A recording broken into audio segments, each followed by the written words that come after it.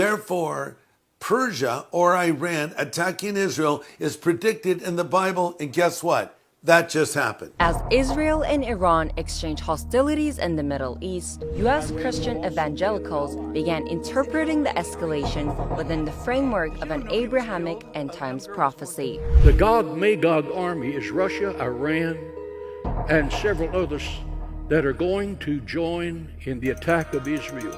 This is Pastor John Hagee, an influential pro-Israel lobbyist in the U.S., describing Russia, Iran, and several Muslim countries as part of a biblical Gog and Magog army that has waged war on Israel. Praying a prayer of confession of sin is a lot better than allowing the Antichrist to cut your head off. Hagee is also the founder of Christian Friends of Israel, a 10 million member pro-Israel lobbying group that calls for public support for the state of Israel. Their lobbying efforts emboldened former U.S. President Donald Trump to move the U.S. Embassy in Israel to Jerusalem in 2018. And we moved the capital of Israel to Jerusalem. That's for the evangelicals. You know, it's amazing with that. The evangelicals are more excited about that than Jewish people. It's really, right? It's incredible. Since Israel launched its ongoing war on Palestine's Gaza, CUFI has mobilized a public relations campaign to support Tel Aviv and has raised over $2 million for Israeli charities. Following Tehran's retaliatory strikes on Israel, Hagee also called for an escalation in attacks on Iran. We are on the verge of the Gog-Magog war that Ezekiel described in chapters 38 and 39. This attack by Iran, who launched more than 200 missiles yesterday, is a tribute to the weak and pathetic leadership of Joe Biden.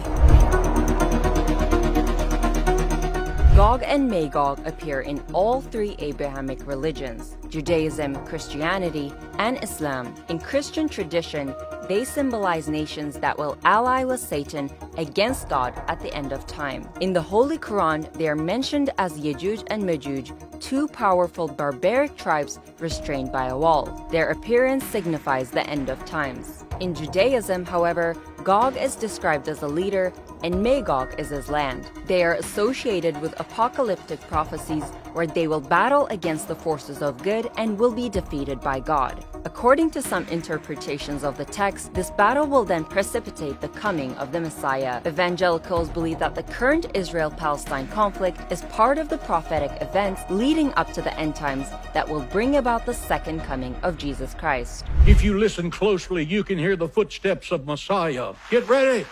Get ready! Get ready! Soon after tensions between Iran and Israel escalated, American evangelicals began drumming up support for the State of Israel, which since October last year has killed over 34,000 Palestinians, mostly women and children. The group interprets passages from the Bible, especially in the Old Testament, as promising blessings to those who support Israel and curses to those who oppose it. This apocalyptic belief shapes their political views and motivates them to lobby for Israel's interests. Over the decades, Christian evangelicals have played a significant role in shaping U.S. foreign policy, especially when it comes to the Israel-Palestine conflict. They form a significant voting bloc within the Republican Party, and politicians who seek their support often adopt a pro-Israel stance, viewing Israel's success as crucial for the fulfillment of the biblical prophecy they subscribe to. Currently, more than 100 members of U.S. Congress can be identified as evangelical. Israel's Prime Minister Benjamin Netanyahu often glorifies them to galvanize their support. When I say we have no greater friends than the many, many millions of Christian supporters of Israel in the United States, and also in other parts of the world, I mean it. Even though Christian evangelicals are calling for an all-out war with Iran, they also acknowledge the contributions of the king of Persia and the founder of the Achaemenid Empire, Cyrus the Great, who in 538 BCE allowed Jewish people to return from Babylon to Jerusalem. Cyrus was, and is, revered by Jews as a God-sent figure. Fast forward to the time of the pro-West monarch of Iran, the Shah Mohammad Reza Pahlavi, who maintained friendly diplomatic ties with Tel Aviv. During his reign, Israel was one of Iran's main arms suppliers. In 1950, Iran recognized Israel. However, after the 1979 Iranian Revolution, the Shah was dethroned and Ayatollah Ruhollah Khomeini assumed power. Tehran began to view Israel as the occupier of Palestine, and its relationship with Tel Aviv turned hostile. This was followed by the severance of Iran's commercial and diplomatic ties with Tel Aviv and the withdrawal of its recognition of the State of Israel.